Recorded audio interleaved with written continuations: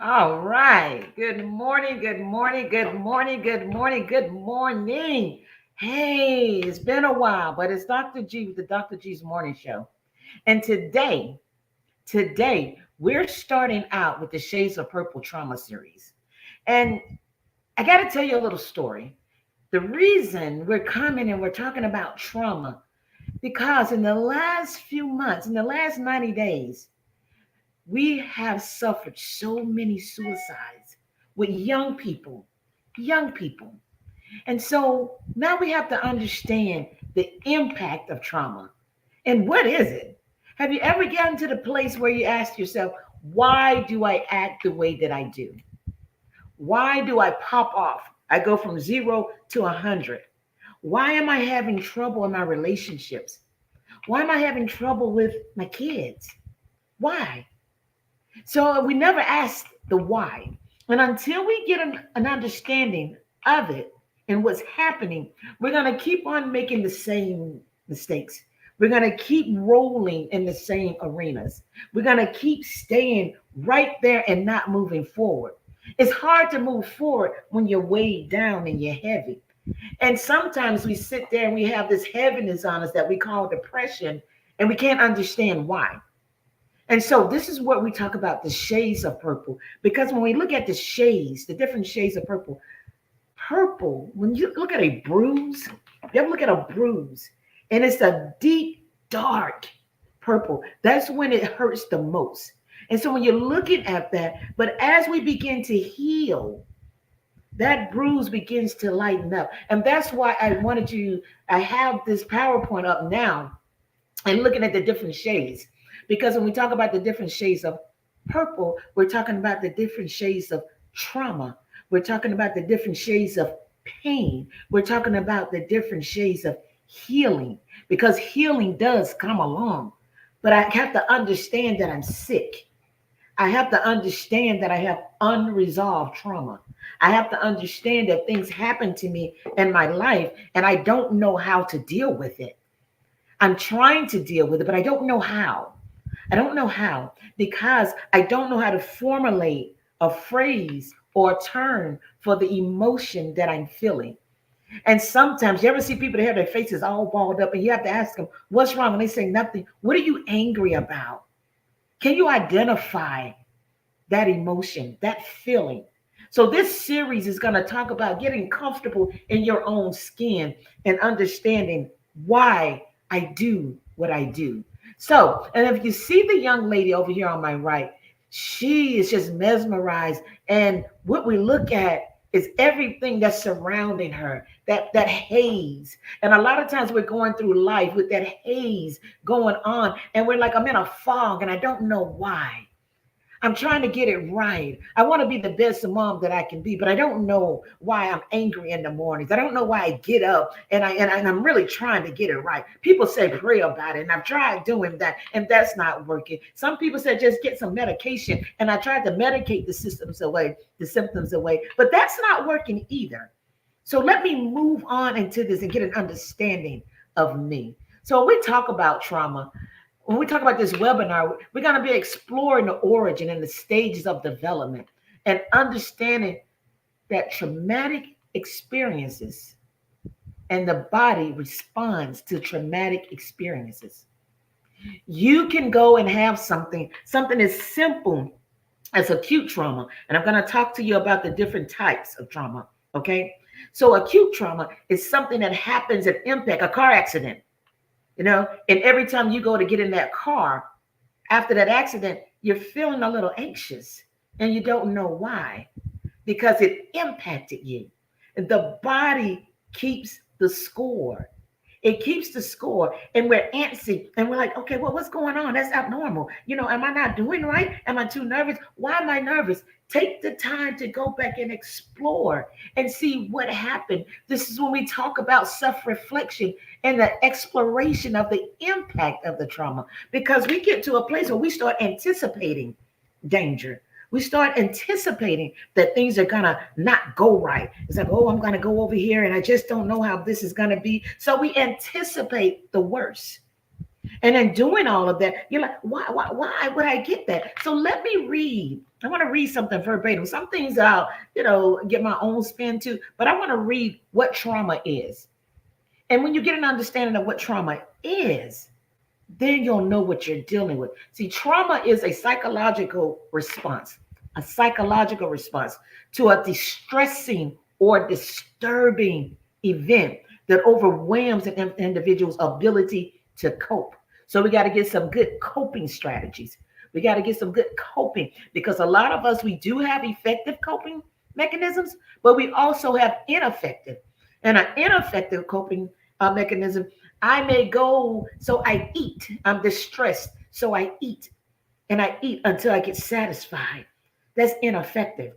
An effective coping mechanism is I'm feeling a little stressed, so I'm going to go out and go for a little run, a light jog, or I may go to the gym, or I just go for a walk. So I'm going to lower my heart rate.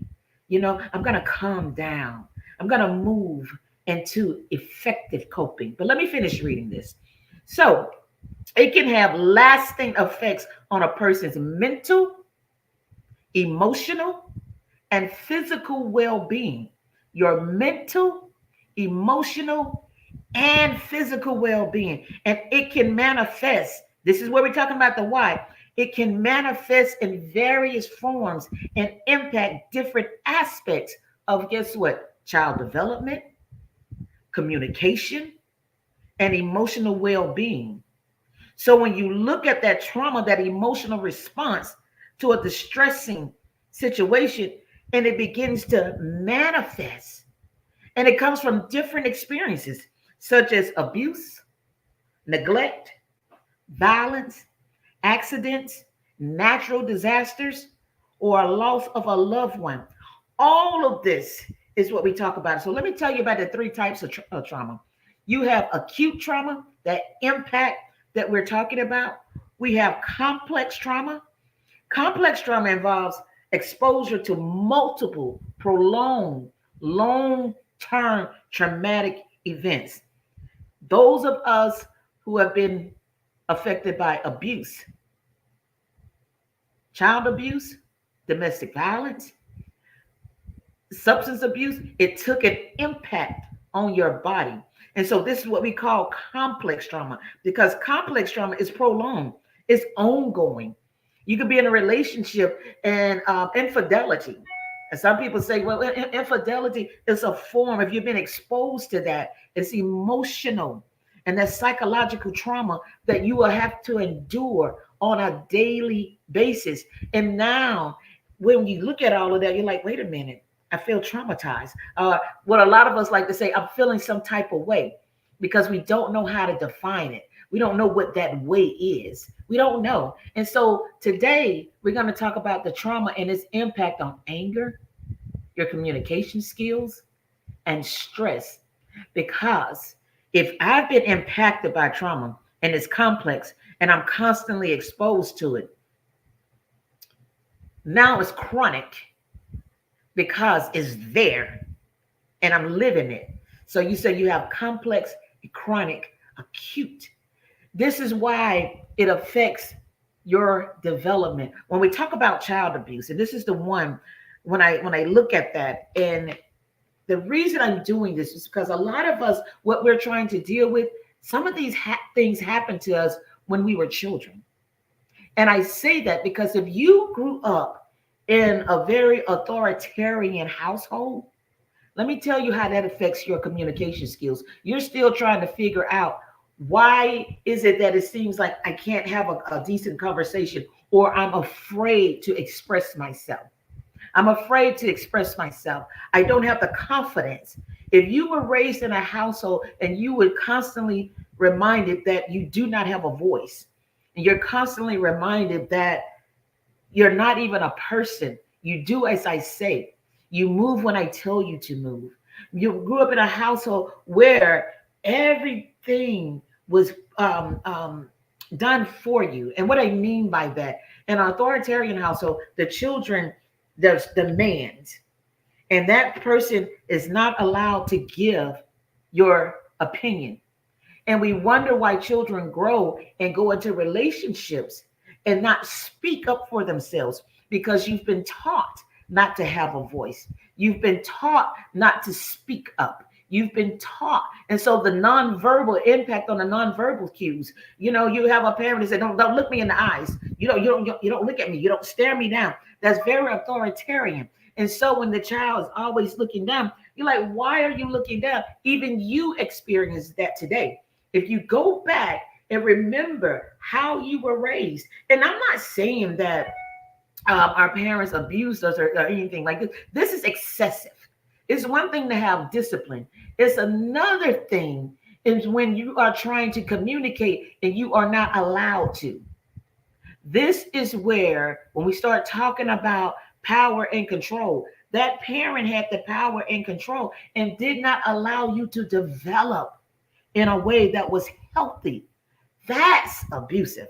Not, but now we have the authoritative parent that will say, you know what? Yeah, I have rules. Yeah, we have boundaries. And I'm teaching you how to be independent. I'm teaching you how to be respectful. I'm teaching you how to communicate your feelings. You see, when we tell children now, use your words. Well, if you grew up in a certain environment where you were not allowed to use your words, then that type of a communication has been disrupted. It was disrupted and you didn't know how. And now you're trying to learn how to do that.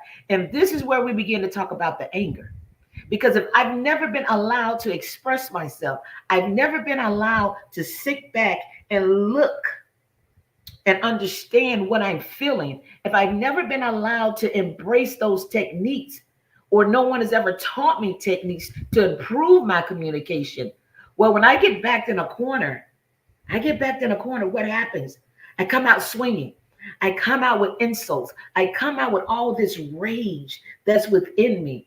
And I'm rageful because I don't know how to express myself. I've been trying to learn even my nonverbal cues, such as body language and the tone of voice. I don't know how to control that. You have some people, they sound like they're angry when they're talking to you. You're sitting down trying to have a conversation and the voice is elevated, it's loud, it's thunderous, it's combative.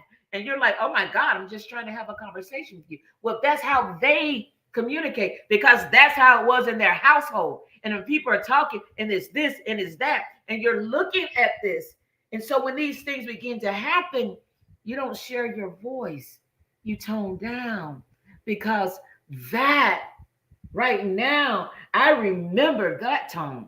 That was that authoritarian aspect when I was in my parents' household. Now I feel like I'm being affected. Now I know that this is happening to me and I don't know how to move forward with that. And sometimes we get a little paralyzed. So the impact of the trauma is now I don't know how to communicate. I don't know what I should say, And so I don't know how to express my thoughts. So go back. This is what I'm saying. Go back to the beginning. Go back to where you lost your voice. And if you can go back to where you lost your voice, and I just want us to just take a minute and meditate on what life was like for us in our childhood. How did we grow up? Okay. Who was the disciplinarian? And how were you disciplined? When did you become so fearful? And the depression sets in because I want to be, my inner person is saying, step out and do these things. And when I begin to try to express that and do that, I don't have the skills or the tools to do it. I don't know how.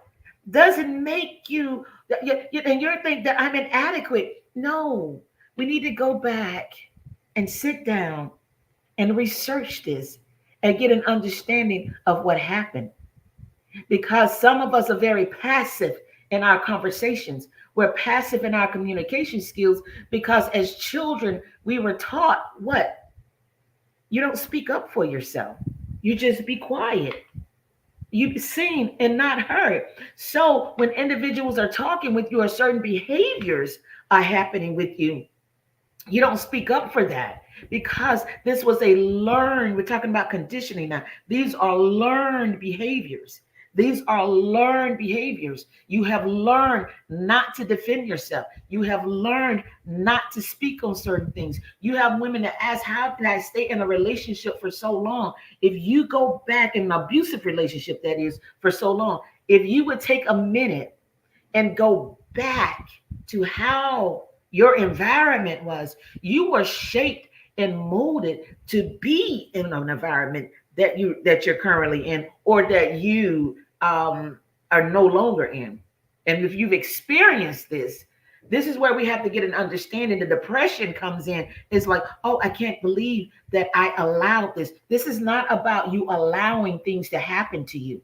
This is about you learning how to live this journey out.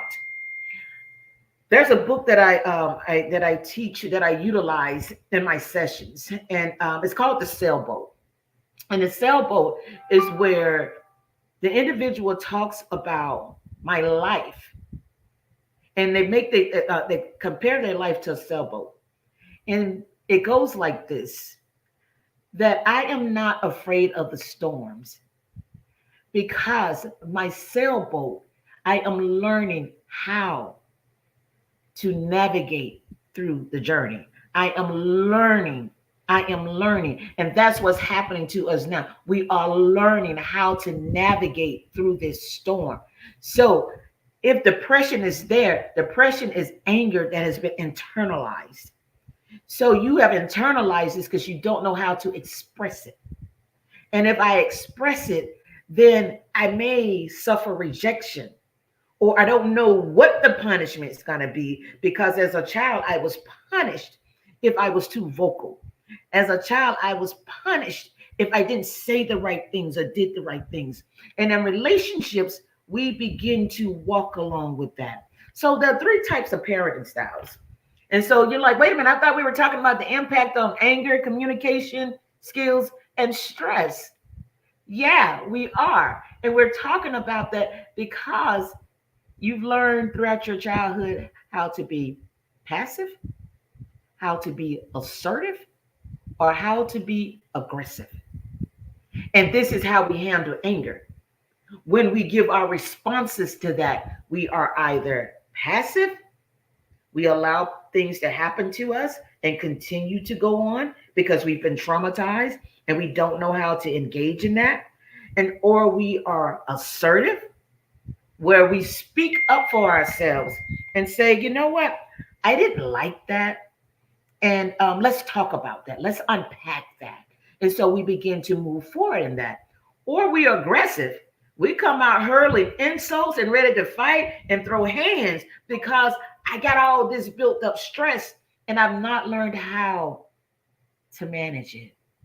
I've not learned how to manage it. So we get here, anger, unresolved feelings and resentment triggered by trauma. Difficulty regulating your emotions, leading to outbursts of anger. Emotional regulation. Emotional regulation. We have to learn how to do that. On our next session, we're going to go and talk about emotional regulation, how to regulate these things. First, we have to identify the problem. And that's the purpose of this webinar, identifying some of the areas or difficulties that we're experiencing. And so anger as a coping mechanism, that too can happen. Anger becomes a coping mechanism for trauma survivors. For trauma survivors. But now we have to get to understand why. Are we traumatized? Have we been traumatized? So let's go back and see what is trauma. If we go back right up here, we talked about the types of trauma. Acute trauma occurs as a result of a single isolated traumatic event, such as a car accident or natural disaster. We talked about complex trauma.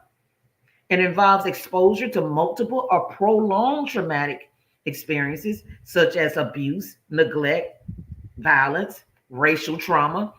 Developmental trauma results from early childhood experiences that disrupt normal development, such as attachment issues or neglect.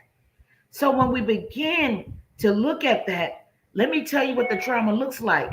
And this may sound familiar to some of you. Hypervigilance, difficulty regulating emotions, impaired executive functioning, because it impacts brain development. It's responsible for memory emotion regulation and stress response. Do I take flight? Do I fight? Do I freeze? What is it that's going on with me? We're talking about trauma now because we're living in a society where we're embracing trauma, and we're naming it and coining it as, well, this is just how I am. This is just a personality trait. This is, I'm just mean for no reason. No, remember the concept. You've heard it time and time again. Hurting people hurt people. Hmm. Hurting people hurt people. Why am I hurt? Let's go back and figure that out. All right. Why, if I'm projecting this onto you, what happened to me? Why? That's the whole concept of this. Why did it happen to me like this? Who am I talking to? Why is this thing being done and said? Why? I just really want to know the why. So then when we go on there, good morning, everyone. Good morning. Good morning. And so we'll go and looking at everything, and it says, now let's look at stress. Chronic stress, hypervigilance due to trauma, heightened stress levels, responses to triggers. What is your trigger? What are your triggers? Good morning, Maggie. What are your triggers? Struggles with coping mechanism, impacting overall well-being. All of these are trauma responses. So on anger, if it's unresolved, and resentment, and you're trying to figure out why. And this is why it's not that we want to push, I'm pushing mental wellness. I'm not trying to get everybody to get into therapy. My only position here is to help individuals understand why. Because if you understand the why, you won't keep going back experiencing the same thing. So now look at domestic violence. Trauma can contribute to domestic violence. And I tell you why.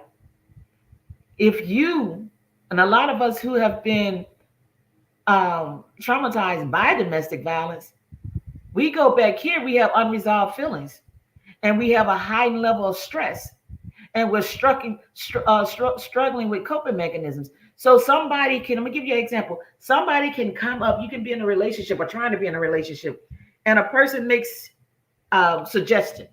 You want to go to one restaurant, and they make the suggestion, hey, there's a restaurant about 40 miles from here that would you like to go to that as well? Now you take that as the individual saying, well, what I recommended isn't good enough. That hypervigilance now. I'm hypervigilant. What I said wasn't good enough. Are you putting me down? And the individual is looking at you like, no, I just simply made a recommendation or a suggestion. I'm just making a suggestion. But because you're coming from a place of hurt, you're coming from a place where you've been traumatized, you're coming from a place of anger, you've not taken the place to fully heal. And so now everything that is said to you is questionable. Everything you do or begin to move is a struggle because you're at a heightened state of stress. So now we look at it and you said with connection between trauma and child abuse, long-term effects, we talked about that, and strategies for prevention. And so we look at it, even religion, the role of religion in coping with trauma, the impact of trauma on religious beliefs and impacts. And I want to touch on that a little bit because if you are in a situation where I understand where I've been traumatized, I understand that this happened to me in my childhood. I understand all of that, but I understand what this person is saying and doing. I'm not comfortable, but I continue to move and lay in this and stay in this because my belief system says one thing, but what's happening to me is something else. And so when I begin to look at all of that, I'm still stuck and I don't know which way to go. And so now we're looking and we're like, well, what happens with that? How do we do that? How do I come out of that? I come out of that by simply getting to a place where I understand that all of this, my cultural norms, my differences, everything shapes me, everything builds me. If I came up in a community where it was okay to see people fight, or a husband slap his wife, or somebody shoots another person, and this and that. So I grow up and I've seen these things all my life. I've been exposed to all of this is exposure. And because I've been exposed to this, I take these things into my relationships, or this is how I raise my children. And now I become the abuser. The point I'm making here, I'm going back to where I said hurting people hurt people. And this is why they do. Hurting people hurt people. I'm hurting because I'm angry. I'm hurting because the trauma was never resolved.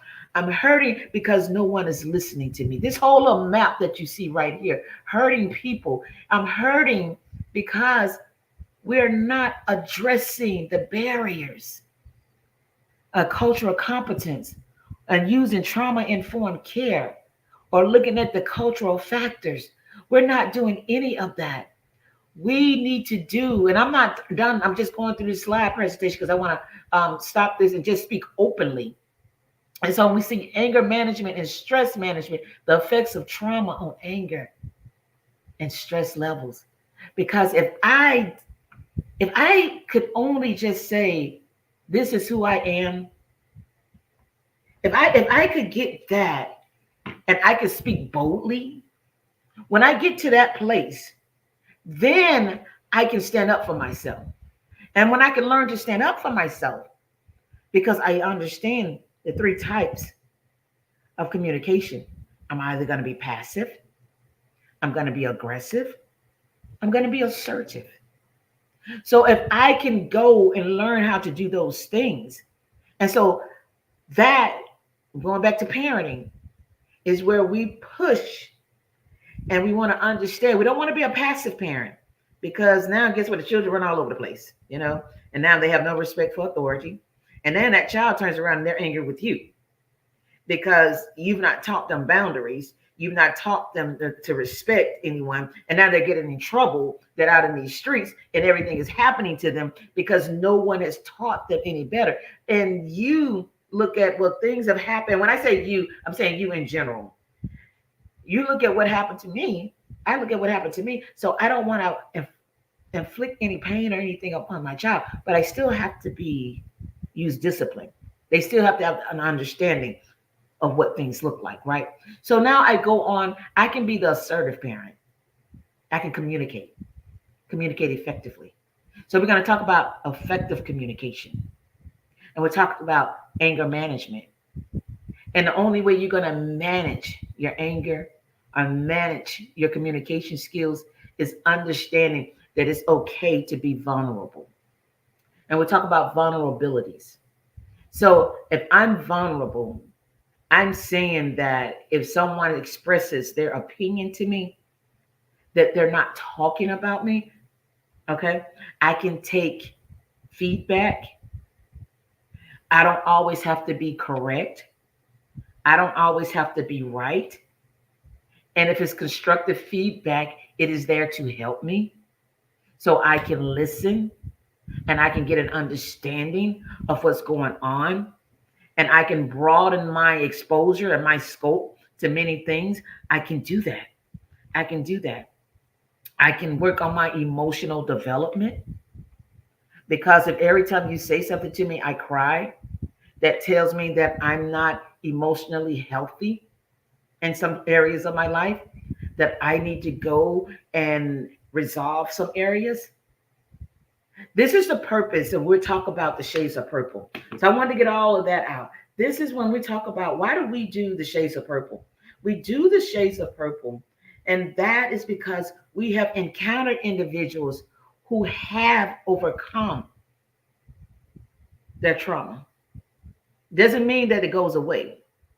It doesn't mean that the incident no longer affects us. It doesn't mean any of that.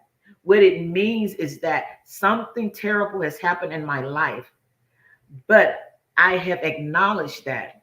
I've even embraced it, and I have to embrace it because it's not going anywhere. Okay.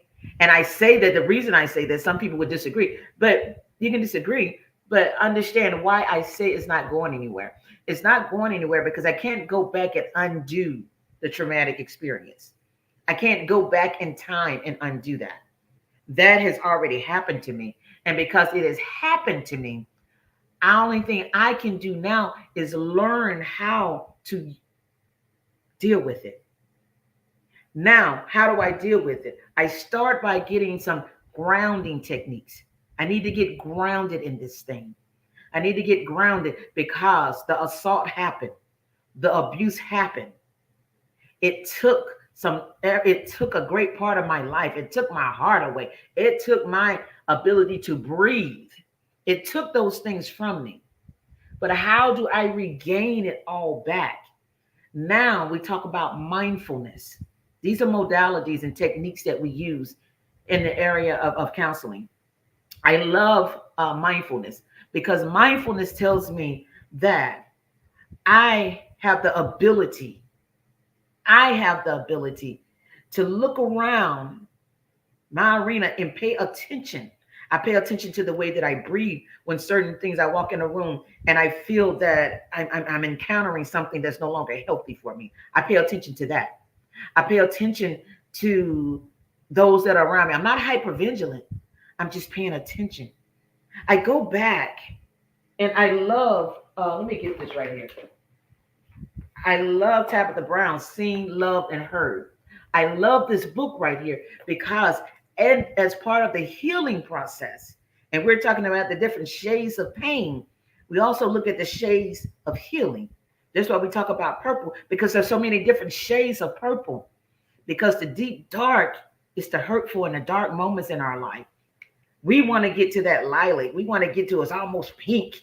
You know, we want to like my nails and say, now I'm vibrant and I'm moving. I'm able to do these things because now I am seen. I am loved. I am heard. Hats off to Ms. Brown for doing this. This is a guided journal for feeding the soul.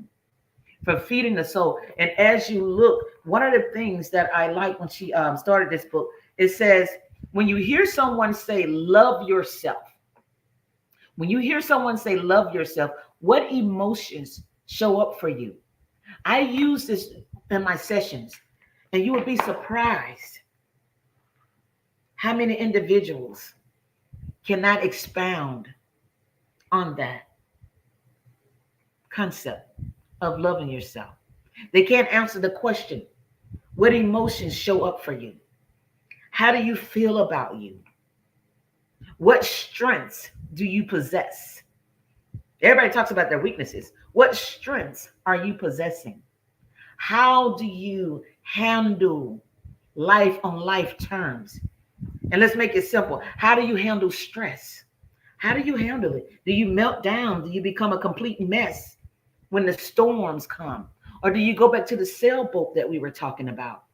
And understanding on that sailboat, I am the sailboat, and life is the body of water that I am rotating in, that I am floating in. It's just me, my little sailboat, and those other boats that come into my area, those boats are just issues of life that I can't do anything about. That trauma that you dealt with, you can't do anything about those boats. You can't do anything about what came into your life and what impacted you. But what you can do is look and gather your sail and your values and the knowledge to move forward. That's what mindfulness does for you. It gets you grounded. And we have these grounded techniques that when you feel the anxiety coming and you feel yourself just getting out of sorts, how to become grounded again, how to pull it back in, how to take deep breaths, how to learn how to meditate. This is what mindfulness, that you're paying attention to what's going on with your body. You're paying attention. That when I got angry that quick, I went from 0 to 100. Why did I do that? Why did I do that? What did they touch that is unhealed? That's the question. What did they touch that needs healing? So mindfulness would tell me that I need to go back and unpack that. I need to go back and explore that. I can't go around just vomiting all over people because I'm having a bad day. I need to be mindful that I need to go back and make some observances about myself. I need to engage into some self-development and self-awareness. That's what happens right there. And it's happening because in the area of loving and belonging. Do you feel love? Do you feel like you belong in the scope, in the here and now? Are you doing that? You can go on to purchase this book, Amazon. Amazon, I think it's like about $13, Ms. Maggie. And so I would suggest that everyone goes out and gets this book, because when you look at it and she's asking that, this is for the soul. How do I feel if I don't feel love? Then I don't feel like I'm seen. I don't feel like I'm heard. And this is why I get so angry, because I want to be heard. I want to be seen. I want to be loved. And these things aren't happening for me. I want them to happen for me. How do I get there? I have to become healthy. I have to love me. I cannot put that responsibility on any other man, woman, or child. You hear people all the time. So, oh my God, my children, if it wasn't for my children, I don't know what I'll do, because I know they love me. No, no, no, no, no, no, no, no, no, no, no, no, no, no, no, no. That's the other way around. Because I love me.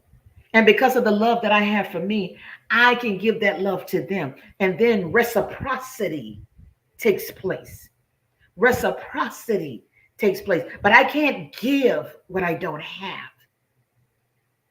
And if we take what someone else did to us and we define ourselves by that act, or we define ourselves by their actions and how they see us, then you have to ask yourself, how do I see me? What do I see when I look in the mirror? Who do I see when I look in the mirror?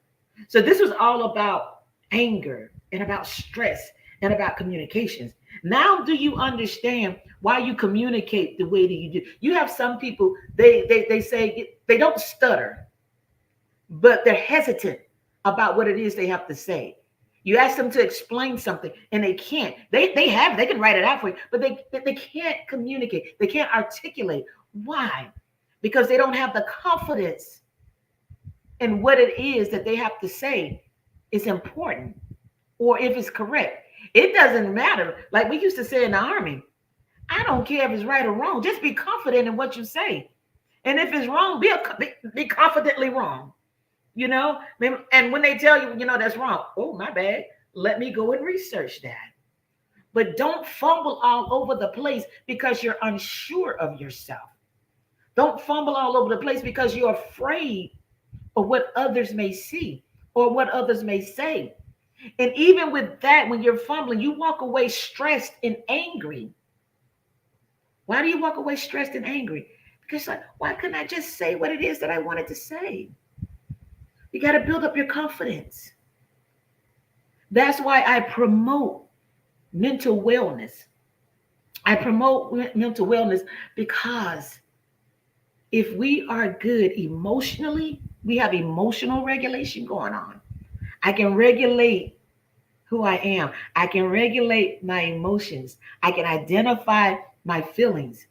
And so when people say things off the cuff to you and they're not very polite, you don't have to gravitate to their negativity. You can okay. But we get in this, especially men will get in this, well, they disrespected me. They can say what they want to say. That act disrespect you to the point where you're ready to fight, where you're ready to throw hands. Why? What is it that they said that you can connect with? What is it that they said to you that a portion of that you believed? What is it? You have to ask yourself, what portion of what they said may have been true, or you believe it to be true? Because oftentimes, if someone says something to me, I can like, whatever, you're an idiot, and I move on.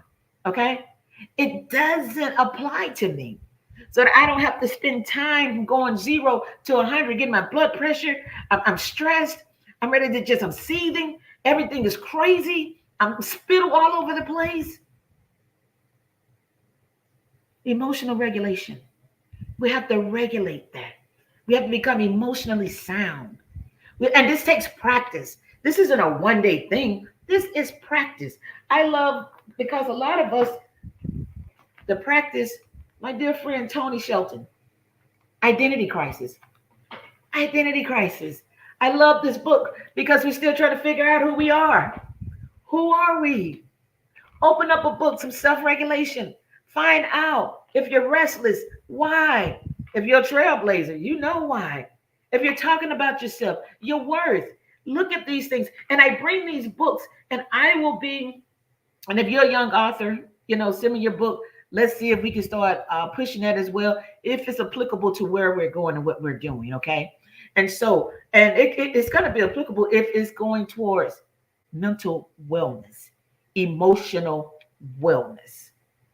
When we say mental health, people tend to, they draw back. Well, dental hygiene, mental hygiene, you go to see about your teeth. You need to be just as concerned about your mental hygiene. My physical hygiene, I go out and I work out. I get the proper nutrition. I want to look good. But what good is to have a fine, sexy body and you throw it off up here because no one can talk to you because you're always so angry? It's time to resolve all of that. It's time to take a moment of reflection. What I want to do for the next one, we're going to have this to where we have interactions and we can talk. I want to bring individuals on camera and let's talk about this. How did you make it through? How has trauma impacted you, your anger, your stress, or your ability to communicate or lack thereof? And if we're saying there's a lack, we're lacking in these areas, we have to understand why. Why? What's your why today? What's your why? One book I love, the young lady, bedtime affirmations. My why is I can say who I am. I can tell myself this at night. And the reason she said at bedtime affirmations, because bedtime affirmations tells me that let me sleep on this. Let me rest on this. Let me dream about this. Let me talk about this. I have to build myself up. I can't, it's not about what anything or anybody has said or done to me at this point. It's about how far I'm willing to move forward and take care of me. That's what this webinar, this series is all about. It's all about that because we have to know who we are. We do. We have to know who we are because, we start looking at statistics. And the reason we're having such an issue with children being, so many children being in the child welfare system is because we got angry parents. Angry parents. Angry parents who don't know how to self-regulate, who don't understand what emotional regulation is. They don't. They've not had an opportunity to grow or to come into a safe place where someone asks the question, what happened to you? That's what trauma is all about. What happened to you? What happened to you that disrupted, that dysregulated your life? What happened? And how can we pick up the pieces? We can't change the event. We can't stop the hurt, but we can learn how to deal with it. We can identify it and we can begin to embrace it and accept that this is a part of life that happened. And we're going to have to learn how to operate and function from a place of healing as opposed to a place of hurt. Because from a place of healing, I can talk to anybody in this world. I don't care how prejudiced they are. I don't care how racist they are. I don't care if they're, as far as they don't like women. I don't care misogynistic they are. I don't care. I can talk with you because I know who I am. And because I know who I am, and I know I have a powerful emotional regulation. And the reason I say powerful, because it goes back to these affirmations. This is what I tell myself. Doesn't mean I don't get angry. It's just that I don't give you the benefit of seeing my emotions. I don't give you the benefit to have a reward for what you said. You're like, okay, whatever. I'm good with that. That's what we have to get to. That's what we have to get to. We have to get to that place. And when we can get to that place, you're going to see yourself in a position to affect change. If you want to affect change in our society today, you got to get a hold on your emotions. But if we're traumatized, and I'm going to the African American community now, we have to look at how do we heal. We have to come from a place of healing. And you see all the social injustices and things that are happening, but we have to come from a place of healing. That means we have to come with viable solutions for the communities, for our communities, and how we build upon that. But it can't be in anger. It can't be where I'm so stressed out. I'm boiling, I'm seething, I'm ready to just go out and tear somebody down. I'm burning down everything. That's where trauma has been unresolved. When you see all of this happening, that's unresolved trauma. And you see where people have been pushed, but you don't have to go into that mode. You go back and you work on you. And you make a sound judgment to say, this is where I'm beginning to look at this. Thank you, Stacy. I really appreciate you going to find it. She put the book in the Amazon link so we can go on and look at that. And this is what we need to do. Seen, loved, and heard. This is how we heal. This is how we move forward. This is how we affect change. First of all, we have to understand a psychological, emotional response took place, and it happened. If it's one historical event, okay. But if it's chronic and it continues to happen and becomes complex, you got emotions all over the place. You're trying to get healing and you don't understand why I can't move forward. You've identified what the problem is. This is the problem solving concept. We've identified what the problem is. Now we have to get some viable solutions in place. And this is where we plan to do it. Having this webinar, we will meet bi-monthly. So I won't have one next weekend, but the following weekend we will have one, and we're going to come back. And I hope that everyone is coming. I pray that you have this book. I pray that you have ordered it, and let's talk about it. And it's journaling. Journaling is powerful. Journaling is powerful. It's one of the most powerful coping mechanisms that we have. And why? Because all the thoughts that you have right here, this is where the anger and everything comes from. We don't process. We have to learn how to process this. And it has to be a release. It has to be a release. If you ever see an old hose pipe or water hose on the side of your house, and some people like to turn it on, but they don't like to pull it out. They don't like to pull it out. They just let the hose just stay there, and it's still wrapped around. They don't like to unravel it. They just want to pull it out a little bit. That is your body and your emotions. That is that hose pipe. And you're trying to let a little bit, you're still trying to use the hose pipe. You know, you're still trying to do all of this, but you don't want to pull it out and let the water flow through as it should. And what you see is the hose begins to break at the seams. It begins to break at the seams because there's too much pressure trying to flow through there. It's too much pressure. And this is what journaling does. It helps you to release some of that pressure. Write it out. Stop picking up the phone calling your girlfriend. Stop going to church telling everybody your problems. Stop that. Because now you've created another issue. Because everybody know your business. Okay? And so now they're talking. But write it out. Sometimes we say, well, just talk to the Lord. But that's good. And that's sound doctrine. But you are human. And this is a humanistic aspect that's happening. And so now you need somebody to talk back because you feel like you're in solitary confinement. All these things are happening and nobody understands. And as soon as somebody says something to you, you pop up 0 to 100 just like that because you got all this up in you. It's time to write it out. Get in a good support group. And this is where we're bringing this to. We have the Shades of Purple group. And in that group, we will sit down and we'll talk about some things. We'll find places, do a retreat where we can come out and the healing, let the healing begin so that you are a better version of you. You are a better mother to your children.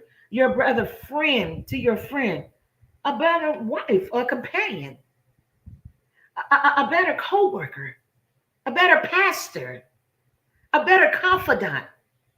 Because if you ever got to someone, you want to talk to somebody and you're like, girl, I'm just going out of it. Girl, let me tell you about mine too, blah, blah, blah, blah, blah. And there it goes. You still don't have anybody to talk to because she's just full as you. But now when she picks up the phone, because you've taken the tools that you have and you begin to move forward and you're working on you. This is a you journey. Okay? This is a you journey. This is not about anybody not being spiritual enough. This is not about, nobody about being smart enough. This is not about that. It's about experiencing a traumatic situation and never fully learning how to resolve it. That is the shade that some of us are in. We're in that deep purple shade, that shade of purple. But we want to get a little further. So let's begin to move along with that. So with that being said, guys, this is anybody got any questions? And you got to get to the real. Thank you, Pastor Kalithia. You have to get to the root of it. We all have to get to the root of it. And so that is what we're doing now, getting to the root of the problem so that we can move forward, so that we can get an understanding. And it feels good because we can't keep saying, well, hurting people, we do something, hurting people, hurt people. No. That's a cowardly way out.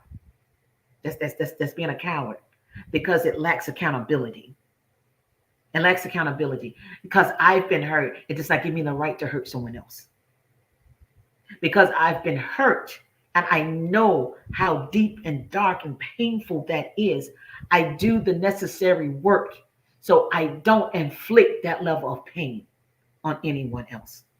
So now we're talking CBT. Now you heard two modalities here. You've heard mindfulness, and now we heard cognitive behavior therapy. Your cognition is just how we think. It's just how we think. We got to shift our thinking. We have to shift our thinking. Okay? We have to shift our thinking. Ms. Maggie is on Facebook. Just go look at group Shades of Purple. It's a private group. It is a private group. It's only going to be a few of us, in there. Okay? And so you have to ask for permission and I'll let you in. Okay? And so we begin to look at that. And so now, and I tell people all the time, you can't conquer what you don't. That's right. You have to confront it. And so now we have to do that. We have to do that. And so when we talk about CBT, cognition, change your thinking to clean thinking. Because we're engaging, a lot of us, I know I am, trying to engage in clean eating now. And I feel great. So now we need clean thinking. Okay? We've gotten to get to a place where all this right here, I'm about to tell you, no, no, no, no, no, no. Because see, even with me doing that, I felt my heart rate. I felt it, an influx. I felt all of that.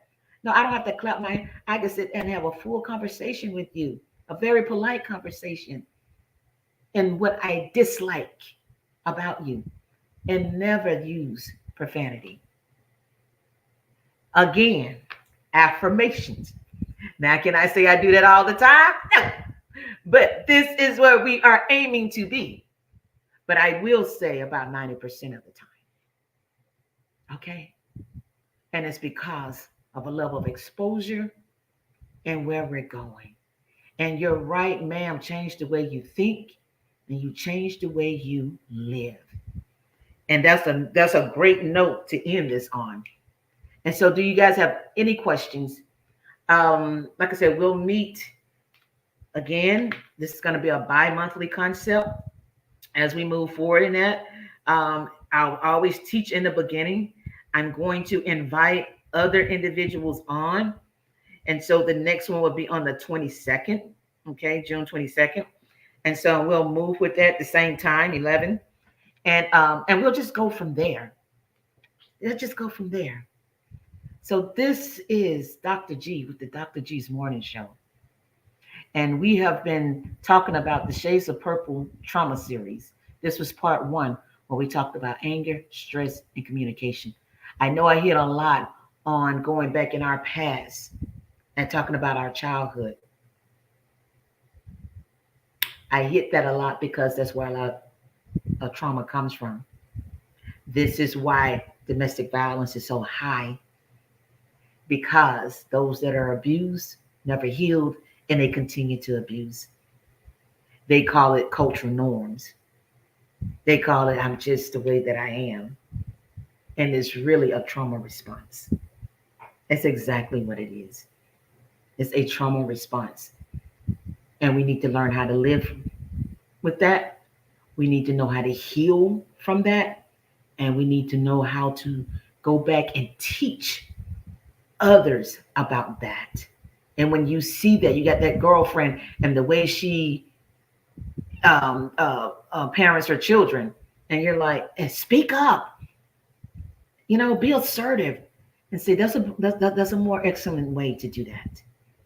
And some are going to get angry, but when they walk away, they're going to think about what you said. They're going to think about what you said, and you may just save that child's life by talking to the mother in love. Because you got to remember, they are not getting what you are getting. They probably have not been exposed to what you've been exposed to. And so we have to stop assuming people know better. Because when you know better, and truth be told, real talk, you do better. But if I don't know better, I'm doing things, and now I'm being labeled because of my ignorance. And ignorance just means lack of knowledge. Lack of knowledge. We're not saying anybody is stupid. That's a whole different concept. Just ignorant to the fact. So I don't have the knowledge to know how to move forward in that. So once I get that and I understand, I can apply it. It becomes an intervention and I can move forward. Amen. Amen. So with that being said, thank you, Miss Cassandra. Thank you. I will be calling on you. I will be calling on my counselors. I will be calling, and we will go here and have these sessions. I don't want to be the only one up here talking. This was just the intro for me. Okay. And so, thank you, Elder. Thank you. Much love and respect to you too. That's my elder. Yes. And so, so I love it. Thank you guys for coming on. Thank you for your support. Remember the Shades of Purple. The Shades of Purple. We're going to ask you guys to come out and support. We're going to be crowning quite a few people this year. We're down in the Austin area. We have Judge Nicola James. She's going to be our speaker. She's down in the second precinct, right? Yeah, love her. She's gonna be out there. We're gonna have Miss Tony B. Shelton up there in the Waco. You know, she is the great poet. I call her the great poetess. She's gonna be our MC. We're gonna have Mr. James Clarkson coming out there doing his thing with the violin. And then we're gonna have, Mr. James Clarkson. He has been with us since day one, starting the Shades of Purple, and he always opens up. It's always this classical event. And the man is and he's single, y'all. For those who are looking for a hubby, he's single. Okay. And so, young man, nice young man, too young for me. But so yeah. But I just push it out there for him, y'all. Okay. And trying to help him out. And so with that, then we have the one and only Miss Pamela Hart of Women of Jazz down in Austin. And she is known as the mother of jazz in the Austin area, around the Texas area. And so they are the ones who will give our entertainment. And so this is what we're going. So we got a 5K coming up and a volleyball tournament. I give y'all the dates and let's do this thing. But go join. If you want to be a part of the sessions that we have, okay? If you want to be a part of those, go join the Shades of Purple Room. It's a private group. It is not open to the public. It is a private group. And this is where we're going to talk about what we talk about. And we'll move forward with that. All right? This is why we do what we do. God bless you. I love you. And see you next time. And thank you so very much for tuning in. God bless. Bye-bye.